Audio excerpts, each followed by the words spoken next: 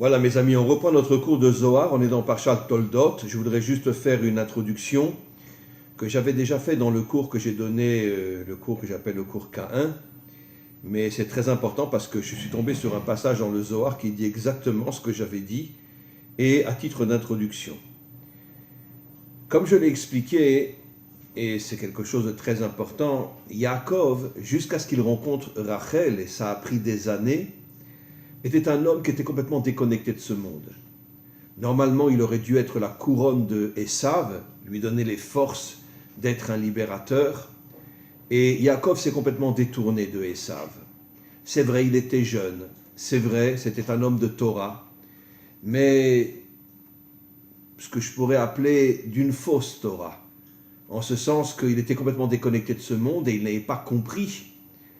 Même quand son père va lui dire « Akol kol Yaakov ayadaim yede Esav » ta voix est la voix de la Torah, mais tes mains doivent être dans l'action, il n'avait pas compris vraiment ce que son père lui disait. Et jusqu'au moment où il rencontre Rachel, il était déjà relativement âgé, et comme on le sait, Rachel représente la Malchut, et là, Rachel lui a transmis des forces inimaginables, et enfin il a compris ce que son père lui avait dit, tu dois être un homme de Torah, mais en même temps un homme d'action. C'est ça l'hébreu authentique. Parce qu'un homme de Torah qui n'est pas un homme d'action ou un homme d'action qui n'est pas un homme de Torah sont des hommes morts. Parce que l'âme sans le corps ou le corps sans l'âme, c'est la mort.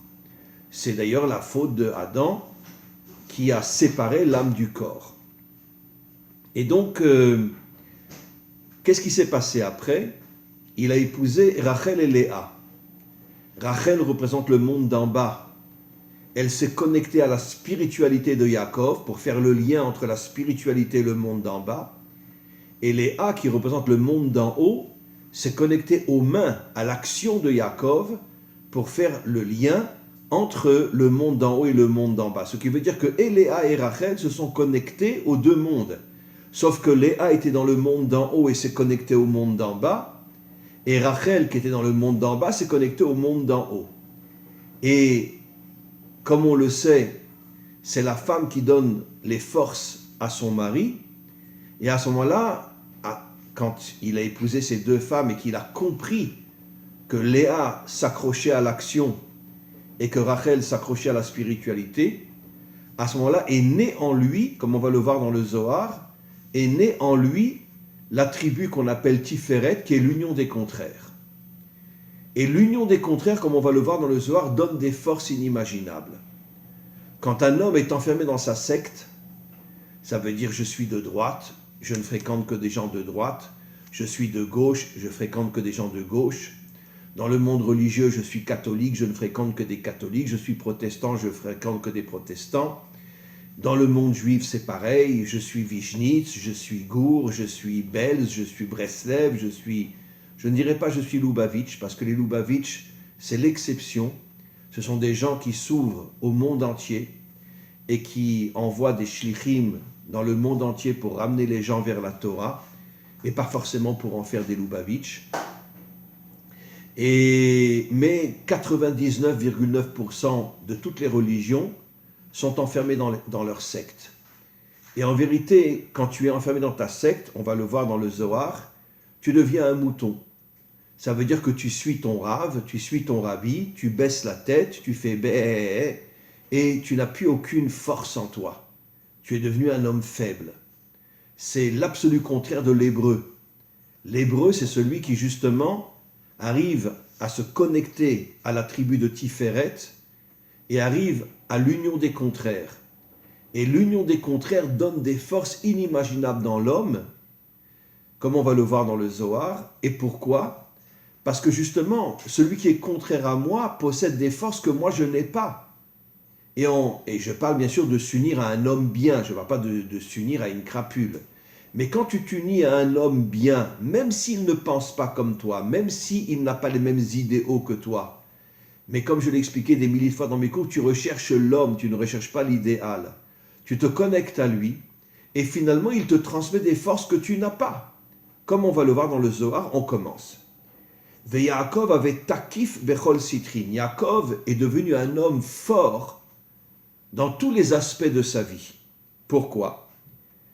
parce qu'il s'est connecté à la fois Besitra de Yitzhak, il s'est connecté à la fois à son père, qui, comme on va le voir, représente Midata Din, la dureté, ou Besitra de Avraham, et il s'est accroché aussi à son grand-père, qui lui est le Chesed. Deinu Navu Takifu de Yaakov, et quand Yaakov est arrivé à s'unir à deux dimensions contraires, la bonté et la rigueur, il a dévoilé en lui cette force qui a fait de lui un homme fort, au point que même quand il s'est battu avec le Satan, qui était l'ange de Esav, même s'il a pris un grand coup dans la jambe, mais il a quand même vaincu l'ange de Esav, qui est d'après nos maîtres le Satan, et le Satan, pour le remercier d'avoir réussi à vaincre le Satan, il l'a béni et il lui a donné le nom Israël. Le nom Israël vient du Satan, l'ange de Esav. Et Israël veut dire Yachar El, celui qui est droit avec Dieu. Et c'est le Satan qui lui a donné ce nom. La différence fondamentale entre la religion chrétienne et la religion, j'ai dit une bêtise, la religion, et la vraie Torah, pardon, parce que la religion, c'est du bidon. La vraie Torah, c'est que la Torah nous dit que le Satan n'est pas forcément méchant. Le Satan est l'outil de Dieu pour mettre à l'épreuve les hommes, pour faire d'eux des guerriers qui surmontent leurs épreuves. Donc en vérité, le Satan est une force extraordinaire. Dans le monde chrétien, on le voit comme véritablement une véritable crapule, mais les chrétiens n'ont strictement rien compris à ce qu'est le Satan. Mais dans la vraie Torah, le Satan, c'est l'outil de Dieu qui, d'une certaine manière, qui se bat contre les hommes pour les aider à devenir des giborim, pour les aider à devenir des gens forts qui surmontent leurs épreuves et qui surmontent leurs souffrances. Donc le Satan, finalement, on pourrait dire que c'est peut-être l'outil le plus important de Dieu pour faire de nous des héros.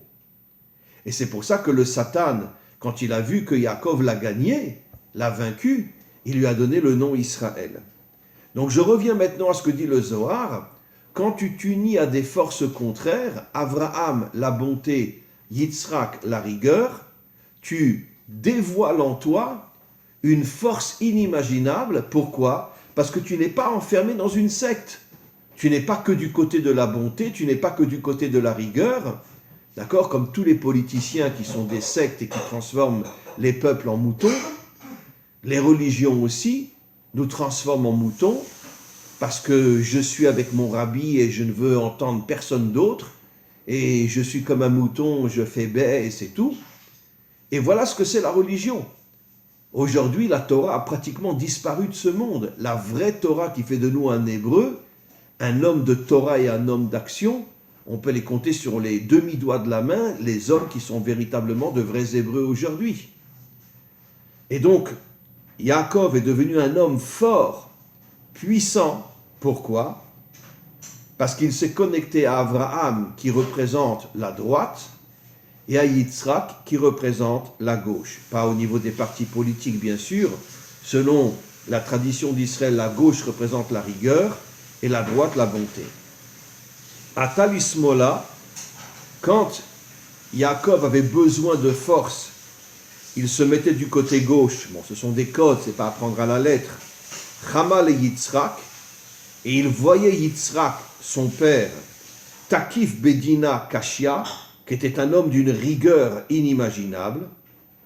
Ate le Goufa Hama le Yaakov, Takif Mitrin Citrin Ilin, et quand après il revenait vers lui-même, il avait ces deux forces en lui, la force d'Avraham et la force de Yitzhak, et il devenait un homme takif, il devenait un homme puissant, au point qu'il a pu vaincre le Satan. Des Sachan le Chad Mikan vechad Mikan, Avraham est du côté droit, Yitzhak est du côté gauche, Kedin vayar ki lo yachol lo, et c'est pour ça que le Satan a vu qu'il ne pourrait pas vaincre Yaakov, parce que Yaakov était accroché à la tribu de Tiferet, qui permet justement de dévoiler en soi des forces qui sont complètement surnaturelles. Vaïga bekaf yerecho, la seule chose que le Satan a pu faire, c'est de le frapper à la jambe. Deiu atar lebar megoufa, mais il n'a pas pu le frapper dans son corps lui-même, il l'a frappé à la jambe, qui n'est pas le corps lui-même. Veiu chad amuda de goufa, bien que les jambes permettent au corps de tenir, Kedin vatika kaf yerer Yaakov be'avko imo, et donc il l'a blessé à la jambe, mais il ne l'a pas tué, parce que s'il lui avait rentré un couteau dans son corps, à ce moment-là il serait mort. Il a simplement frappé à la jambe. Quel est le secret d'avoir été frappé à la jambe? En vérité, c'est un affaiblissement, parce que quand quelqu'un est frappé à sa jambe, il ne peut pas marcher comme avant, il ne peut pas avoir les mêmes forces qu'avant. Mais qu'est-ce que signifie cela? En vérité, frapper à la jambe, disent nos maîtres, ça fait allusion à l'exil. Parce qu'en exil, on a perdu toutes nos forces.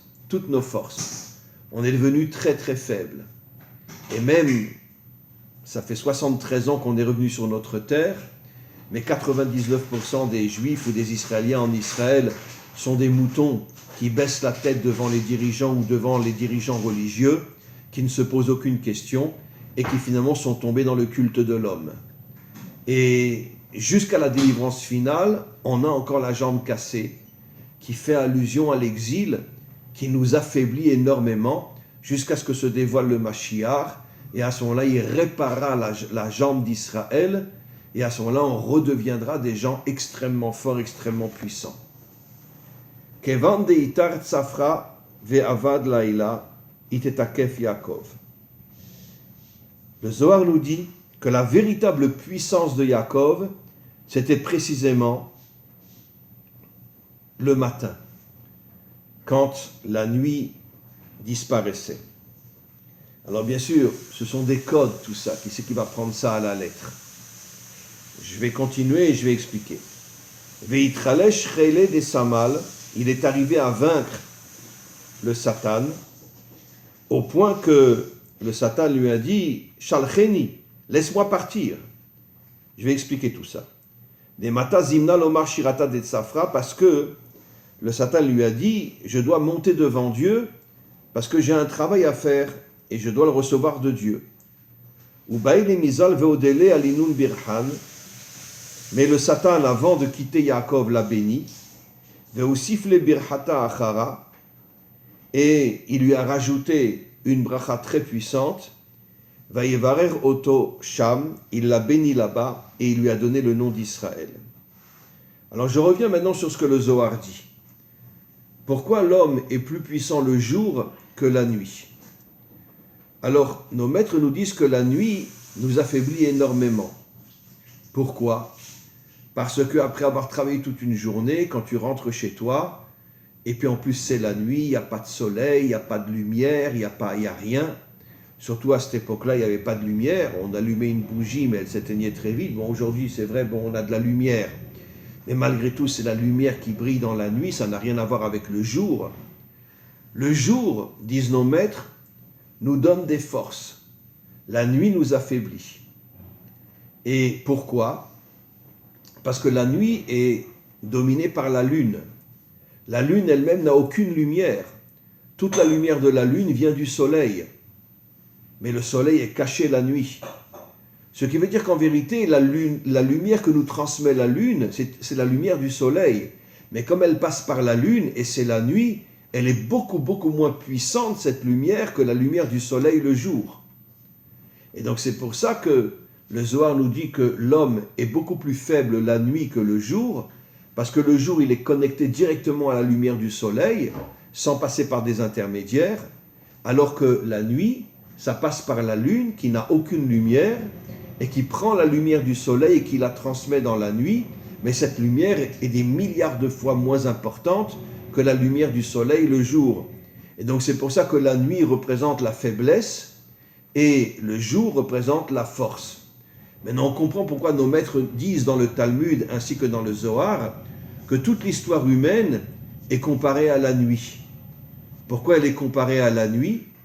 Parce que l'homme s'est extrêmement affaibli, surtout depuis la faute de Adam et depuis que on est dirigé soit par des dictateurs, soit par la démocratie, qui est la plus grande dictature de tous les temps, parce que c'est une magnifique vitrine qui nous fait croire qu'elle veut nous aider, mais en vérité, c'est une pourriture totale. C'est la raison pour laquelle que je dis que tout celui qui rentre aujourd'hui en politique, en démocratie, y compris en Israël, c'est vraiment quelqu'un qui a complètement perdu la tête, un fou furieux, qui n'a strictement rien compris à ce que doit être le travail d'un hébreu authentique, dévoiler la royauté d'Hachem dans ce monde, et à partir du moment où tu rentres à la Knesset, tu rentres au Parlement, dans n'importe quel pays, y compris chez nous, tu rentres dans, on pourrait dire, dans la vitrine de la démocratie, qui est le plus grand mensonge qui n'a jamais été émis sur terre, pire encore que la véritable dictature, et tous les gens tombent comme des moutons, et personne ne se rend compte qu'ils sont complètement manipulés. C'est pour ça que je ne peux, moi, en aucun cas, être l'ami de quelqu'un qui est rentré en politique. C'est absolument impossible, parce que c'est une véritable crapule.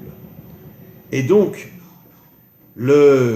comme on explique que nos maîtres disent que toute l'histoire humaine jusqu'à la délivrance finale est comparée à la nuit. Parce que de génération en génération, les peuples sont affaiblis, comme on le voit maintenant que les dirigeants font rentrer des étrangers dans tous les peuples pour casser l'identité française, casser l'identité belge, casser l'identité allemande. Les Allemands ont fait rentrer 1 million de Syriens en Allemagne. Et pourquoi ? Pour casser l'identité des peuples, pour les affaiblir, pour les transformer en moutons.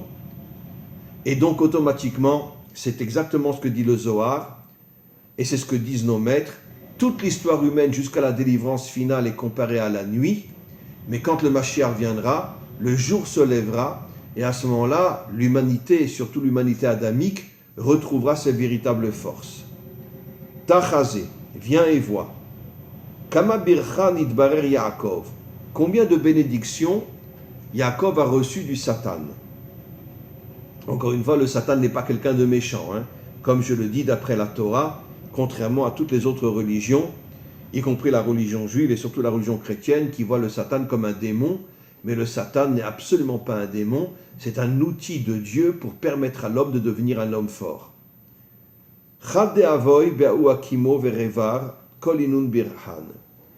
D'abord, il a pris la place de Esav quand son père voulait bénir Esav, et il a été béni par son père. Vechad de Shrinta, de Barir le Kucha Berichu Kad, Aveate Milavan. Quand il a quitté Lavan, Dieu l'a béni aussi, comme on le voit dans la fin de la parasha Toldot. Dirti Vayivarer Elohim et Yaakov, Dieu a béni Yaakov. Donc il a été béni par son père Yitzhak, il a été béni par Dieu quand il a quitté Lavan. Et enfin, il a été béni par l'ange de Esav, qu'on appelle le Satan.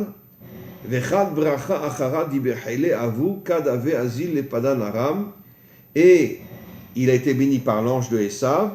Et il y a eu une autre bénédiction quand il a quitté son père. Son père l'a à nouveau béni. Donc il a été 2 fois béni par son père, une fois par Dieu et une fois par l'ange de Esav, comme il est dit, Ve'el Shaddai Yevorer Otra, Dieu te bénira.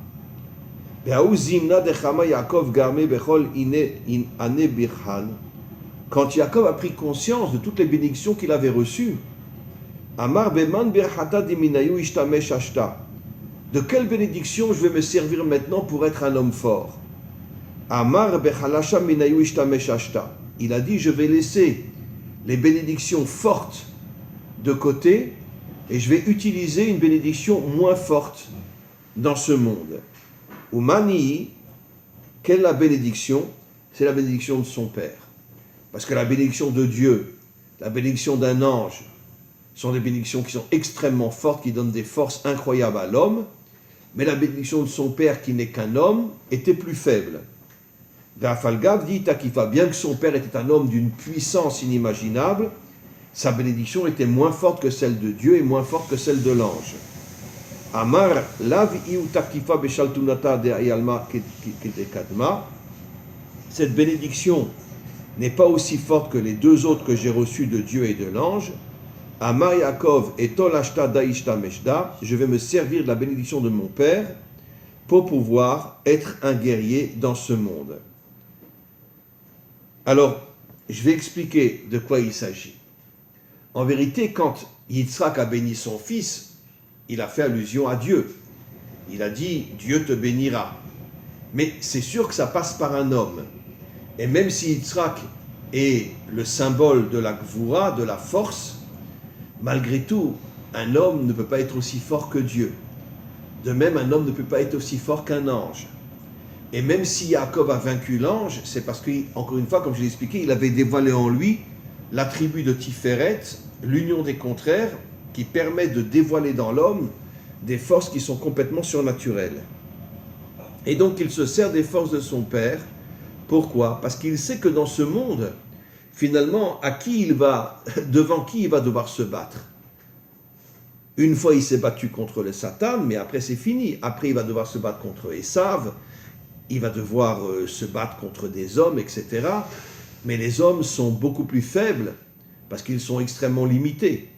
Donc c'est la raison pour laquelle il a pris la bénédiction de son père, en sachant que certainement il va devoir se battre contre Esav, mais comme Esav lui aussi n'est qu'un homme, la bénédiction de son père lui suffit. Alors maintenant regardez ce que le Zohar dit. Bezimna deitkanshun kol hamemaya leovda bene me'alma. Le jour où toutes les nations, ça fait allusion aux dirigeants, se rassembleront pour détruire tous les peuples. Dirtiv, comme il est dit, Kol goyim sevavuni beshem Hashem ki amilam. Et le premier peuple que les nations voudront détruire, c'est Israël. Ce sera la troisième guerre mondiale. Comme il est dit dans le verset, toutes les nations m'entourent, beshem Hashem ki amilam. Mais moi je n'ai confiance qu'en Dieu, et par le fait que je me connecte à Dieu, j'arriverai à vaincre les nations, parce que les forces que je vais recevoir de Dieu sont des forces surnaturelles qui sont beaucoup plus fortes que les forces des nations. Savuni gam sevavuni, bien que je suis complètement entouré par les nations vont entourer Israël, il y aura l'union entre l'Occident et les Perses, les musulmans, et donc les musulmans viendront d'un côté, les Occidentaux viendront d'un autre côté, et Israël sera complètement entouré par l'union entre l'Occident et l'Islam. Acha klita legabe klita de ishtaharu chadinun birchan kadma davun. Mais à ce moment-là, Yaakov, ou plutôt Israël, récupérera les deux grandes bénédictions que Yaakov avait mis de côté, parce que Yaakov avait vu en prophétie qu'un jour viendrait où Israël sera entièrement entouré pour être détruit, pour détruire tous les Juifs, je préfère dire les Hébreux, et il avait mis de côté deux bénédictions, la bénédiction de Dieu et la bénédiction du Satan. Et maintenant Israël va récupérer ces deux bénédictions, Trininun Birhan, ces deux bénédictions qui sont celles d'Akadosh Baruch Hu, celles de Dieu, et celles de l'ange de Esav, qui a béni Yaakov. Amar Yaakov, Leata mitzrichu legabe melachim vecholamim de alma. Pourquoi je n'ai pas voulu utiliser ces deux bénédictions? Parce que j'ai vu en prophétie que mon peuple, à la fin des temps, voudrait être exterminé, pire encore que la Shoah, et c'est pour ça que je lui ai laissé ces deux bénédictions pour qu'il s'en serve et puisse vaincre les nations qui l'entourent. Va'asalek lun le'atam ve'ashta gabed Esav dai li be'ai. Mais moi, par rapport à mon combat contre Esav, ça me suffit la bénédiction de mon père. Mais Israël, qui sera entouré de tous les peuples qui voudront le détruire, aura besoin de la bénédiction de Dieu et la bénédiction du Satan. Et encore une fois, je me répète, le Satan n'est pas une force mauvaise comme le disent les chrétiens. Le Satan est une force qui, au contraire, est là pour aider l'homme à devenir un gibor, un homme fort, un homme qui a des forces surnaturelles. Et c'est pour ça, justement, que le Satan est peut-être le plus grand ami de l'homme, en ce sens qu'il veut faire de lui un héros. Les Malka de Avuleu Kamal Igyonim Takifim, tous les dirigeants se rassembleront autour d'Israël avec des armées extrêmement puissantes, Kamamare Megiche Kraval Agacha Krivin, avec des armes extrêmement puissantes, des imnim legabe melachim takifin lagacha beukarva, et tous ces rois se rassembleront, seront tous unis pour détruire Israël. Adeachishma al listin chad kapra, amar ane benetar'e yeachun taman, amroule mikol igyonin dilar lit ant meshader atan elaelin. Et à ce moment-là, Israël fera teshuva, parce que le Israël d'aujourd'hui, 90% des Juifs dans le monde entier, y compris en Israël, ne font pas Shabbat ni rien.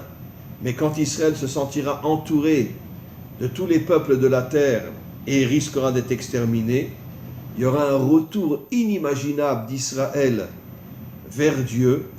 Et à ce moment-là, ce retour vers Dieu les connectera aux deux bénédictions que Yaakov a mis de côté. Et à ce moment-là, Amar legabe aoul dea kol igionata umare krava isalek legabe inud melachim takifin beyoma de krava de isrichul eliyave. Et Israël se connectera à des forces qui sont complètement surnaturelles. Et à ce moment-là, Israël arrivera avec ses forces surnaturelles, en n'étant qu'un seul peuple, à vaincre toutes les nations qui l'entourent. C'est ce qu'on appelle la guerre de Gog. Et c'est pendant la guerre de Gog que le Mashiach se dévoilera. C'est lui qui lèvera une armée avec tous ceux qui seront revenus vers Dieu et qui lèvera une armée d'une puissance inimaginable pour se battre contre toutes les nations et les faire tomber. Alors, je voudrais conclure en disant que, en vérité, la guerre de Gog, c'est quoi? C'est l'union entre l'Occident et les Perses, qu'on appelle aujourd'hui les Iraniens. Aujourd'hui, comme on le sait, le peuple iranien essaie de se révolter contre la domination chiite qui est sur elle. Il y a des massacres énormes. Pareil en Chine, parce qu'en Chine, quand quelqu'un a le corona, il ne laisse même pas sortir de la maison, on interdit qu'on lui apporte de la nourriture, et tout simplement il meurt de faim, il meurt de famine. Aujourd'hui même en Chine, le peuple est en train de se révolter parce qu'il ne supporte plus cette dictature qui est en train de l'écraser. Pareil en Iran, mais les choses ne sont pas simples parce que le peuple iranien est un peuple extraordinaire et malheureusement dominé par des chiites, et on sait ce que le mot chiite veut dire en anglais, et c'est magnifique d'ailleurs, dirigé par des chiites qui veulent écraser le peuple iranien. Il y a des révoltes de plus en plus, mais il y a des massacres aussi incroyables parce que le peuple iranien n'a pas d'armes et il se bat contre des gens qui n'ont aucune hésitation à tirer sur les femmes, sur les hommes, sur les enfants. Pareil en Chine. Mais quoi qu'il en soit, l'Occident se liera à la Perse comme c'est marqué explicitement dans le Talmud. Et bien sûr, énormément de peuples suivront l'Occident pour détruire Israël, mais en vérité, on peut se poser la question, ça fait maintenant des millénaires que les nations veulent détruire Israël. Et pourquoi? Pourquoi on veut détruire Israël? Parce qu'en vérité, bien que depuis énormément de temps, la majorité des Juifs ne sont absolument pas connectés à la Torah, ou à la rigueur sont connectés à la religion juive qui n'a rien à voir avec la Torah. Mais quoi qu'il en soit, pourquoi ils veulent détruire Israël? Parce qu'ils ont peur de la Torah. Comme il est dit sur la Torah, Hachem ose le Amoïten, Hachem a donné la puissance à son peuple, En ose est la Torah, et la puissance du peuple d'Israël, c'est la Torah. Alors évidemment, tous les dictateurs extérieurs et surtout intérieurs à l'intérieur du peuple juif, comme je l'ai expliqué, notre peuple est le peuple le plus introduit par des forces qui se font passer pour des juifs, mais qui ne sont absolument pas juifs. Comme Rabbi Nachman le dit, que même dans le monde religieux, la majorité des enseignants sont des démons qui se font passer pour des juifs, mais qui ne sont pas juifs. C'est dans la Torah 28, tout le monde peut la regarder. Et Rabbi Nachman a eu le courage de dire des choses inimaginables. Et donc notre peuple est complètement introduit et il est attaqué beaucoup plus de l'intérieur que de l'extérieur. Comme dit le Rav Sokolov, qui était l'un des plus grands élèves du Gaon de Vilna. Il a écrit un livre qui s'appelle le Collator. Juste avant la délivrance finale, le dernier, le plus grand de tous les combats d'Israël sera de se battre contre tous les infiltrés qui sont dans son peuple et qui se font passer pour des juifs et qui ne sont pas juifs et qui veulent détruire Israël de l'intérieur et qui appelleront les nations de l'extérieur et qui s'uniront, eux, avec les nations extérieures pour éliminer Israël. Mais encore une fois, cette guerre-là n'aboutira pas à l'extermination d'Israël parce que le Mashiach se dévoilera pendant cette guerre-là. Et à ce moment-là, il se connectera, lui, aux deux bénédictions que Yaakov a laissées pour la fin des temps. Il connectera toute son armée à ces deux bénédictions. Ils recevront des forces qui sont complètement surnaturelles. Et à ce moment-là, on vaincra les nations. Et puis, on reconstruira l'unité dans ce monde, la pureté dans ce monde, la paix dans ce monde, l'unité dans ce monde. Et avec l'aide du Maître du monde, on commencera une nouvelle histoire, l'histoire de la délivrance. Amen, vechen yeratzon, ce qui signifie en français, Amen, c'est Emouna, avoir une Emouna totale en Dieu, même si parfois on ne le comprend pas, ken yeratzon, et accomplir sa volonté, même si on ne le comprend pas toujours, et on gagnera, et Israël, les 70 nations adamiques, s'uniront pour reconstruire le monde, Be'ezrat Hashem, avec l'aide du Maître du monde.